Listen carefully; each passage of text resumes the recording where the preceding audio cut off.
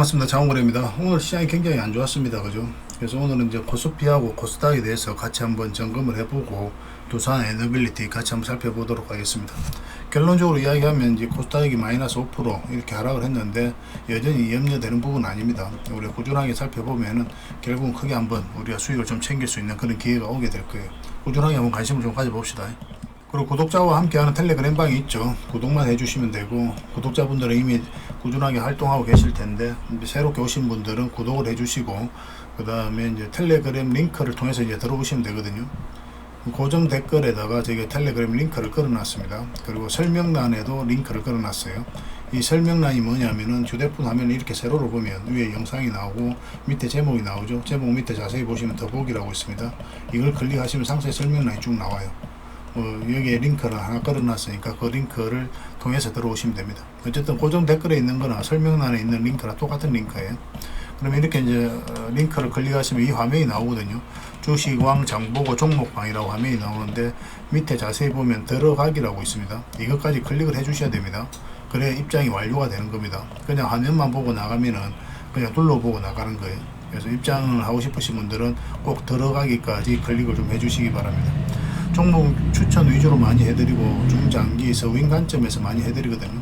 요즘엔 장이 안 좋아서 좀 밀린 부분도 있죠. 그렇지만 시간이 지나면 대부분 종목들은 수익을 주게 될 겁니다. 오늘 뭐 홍보석유라든지 휴니더 시장이 안 좋음에도 불구하고 좀 상승 흐름이 나왔었죠. 물론 이것도 이제 시장이 안 좋은 게 흘러내렸다가 최근에 이제 강한 반등이 나오고 있는 그런 상황입니다. 또 계속 살펴보면서 종목들 대응을 해드리고 또 분석도 해드리고 그렇게 하겠습니다. 지금 바로 입장하셔도 괜찮을 것 같습니다. 그리고 저희는 문자라든지 전화로 텔레그램 입장을 요구하진 않습니다. 그렇게 해드리진 않아요. 이 지금 보고 계신 영상에 있는 링크를 통해서만 저희 채널에 있는 영상들 링크를 통해서만 이제 들어오실 수가 있습니다. 별도로 문자로 드리거나 그러진 않으니까 혹시 그런 데가 있다면 사칭이니까 그런 것들 좀 주의를 좀 부탁드리겠습니다. 그리고 이제 우리는 코인이라든지 해외 선물 이런 거 절대 안 합니다. 자, 이제 본격적으로 두산 에너빌리티 분석을 해드릴 텐데요. 먼저 그걸 좀 봐야 되겠죠. 코스피 시장이 너무 안 좋으니까 일단 코스피부터 먼저 보겠습니다. 코스닥 먼저 볼까요? 이 차트 이제 이왕에 뜬 김에 우리가 좀 같이 한번 보도록 하겠습니다. 코스닥에 대해서는 며칠 전에도 여기서부터 계속 점검을 해드렸었죠. 굉장히 위험한 구간이라고 했죠. 이것을 이탈하게 되면. 그리고 여기서 이제 분석을 해드릴 때 매매에 자신이 없으신 분들은 당분간 매매를 안 하셔도 좋다고까지 말씀을 드렸습니다. 이 저점을 낮추면서 약간 원을 그리면서 내려가지고 이런 것들이 굉장히 힘이 없는 거예요. 힘이 없다고 봐야 됩니다. 보통 직선적으로 내려오는 것보다 훨씬 더 달라요. 직선적으로 내려오는 것들이 이렇게 이제 삼각 수렴이 되고 나서 급등 흐름이 나오는 경우도 우리가 많잖아요. 그죠? 근데 이게 이렇게 원을 그리면서 내려오는 것들 높은 확률로 이렇게 갑자기 떨어지는 경우가 굉장히 많습니다. 그래서 그런 것들도 예의주시해서 좀 봐야 될 것 같아요. 이 저점을 이탈하면서 이제 급락 흐름이 나왔죠. 당분간은 우리가 이제 굉장히 조심해야 되는 구간이고 오늘 마이너스 4%까지 하락을 했기 때문에 기술적 반등이 나올 수는 있거든요. 그렇다고 해서 우리가 안심하기는 힘듭니다. 지금에서는 21선 위로 좀 안전하게 완벽하게 올라와야 돼요. 일시적으로 한번 올라갔다고 해서 또 안심하기도 이릅니다.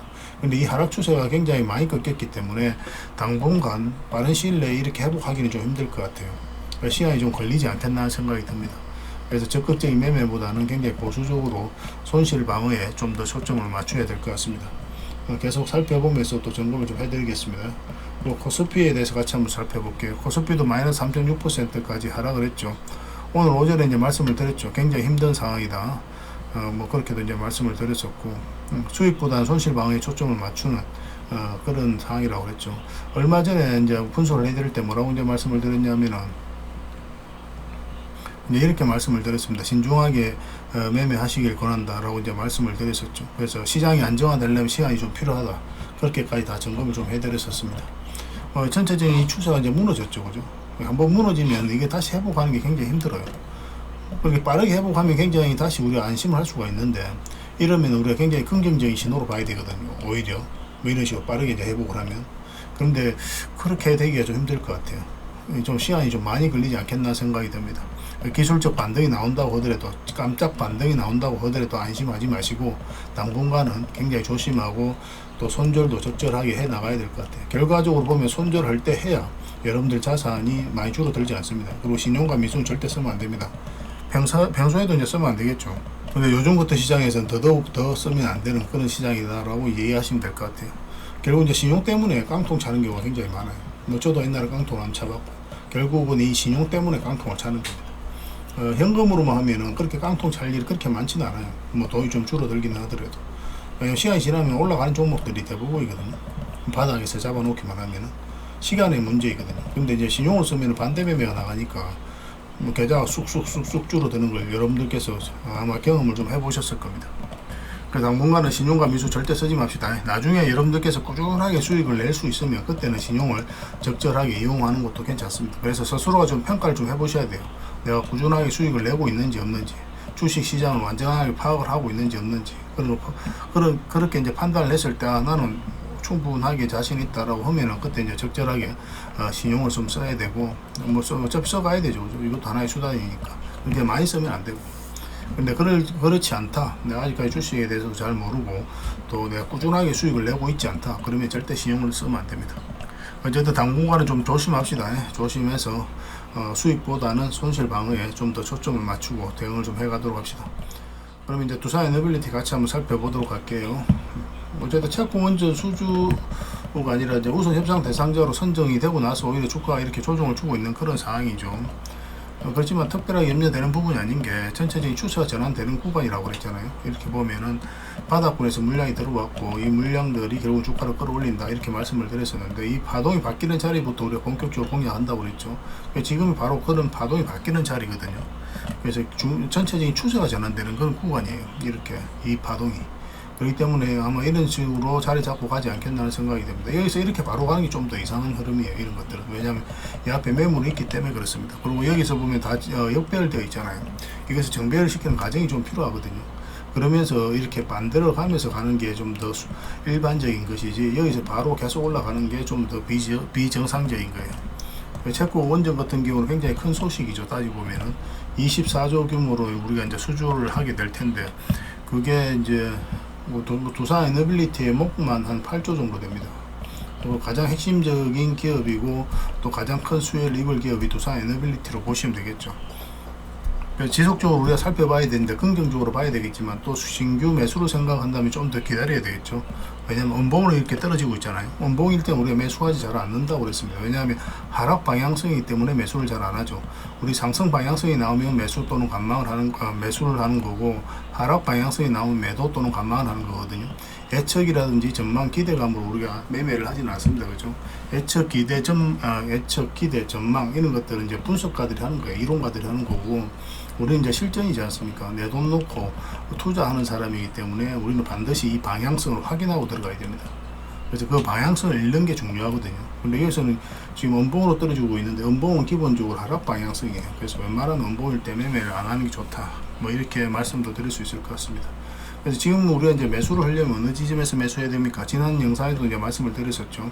텔레그램방에서는 또 한번 말씀을 드렸던 게, 이 장기 이평선들이 정배열되고 난 다음에 첫 번째 111선에 터치하면은 한번 반등 흐름이 나오는 경우가 많아요. 많든 적든 우리에게 수익을 주는 경우가 많습니다. 그런 것들도 좀 참고하시라고 이제 말씀을 드렸었고, 그건 단순하게 이제 기술적인 분석입니다. 근데 여기서 이제 바로 올라가기가 좀 힘든 부분이 있어요. 왜냐하면 이평선들이 이게 좀 벌어져 있는 상태죠. 그럴 때는 바로 잘 안 올라갑니다. 이 평선이 이렇게 모여 있을 때, 그래야 이제 결국은 또 크게 한번 올라가는 경우가 많거든요. 그런 것들도 좀 참고를 하시면 좋겠습니다.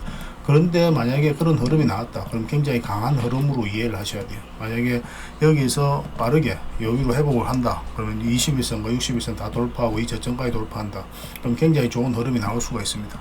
근데 그런 흐름이 나오지 않았죠. 고래 달리고 이제 내려왔고, 원봉으로 이렇게 떨어졌죠. 지금 흐름으로는 이제 111선, 지금 빠르게 이제 다음 주 월요일이나 이렇게 이제 회복되면 이런 자리에 또 맥점이라 하기도 좀 애매한 부분이 있거든요. 근데 시간을 두고 이렇게 올라간다, 그럼 굉장히 좋은 맥점이 됩니다.